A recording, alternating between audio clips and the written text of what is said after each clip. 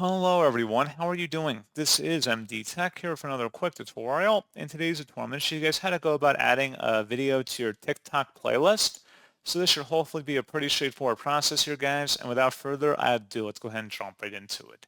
So all you have to do is locate whatever video or post you want to add to your playlist, and then you want to select the three-dotted icon on the right panel. Go ahead and select that, and then select where it says Add to Playlist over here. Go ahead and select that button.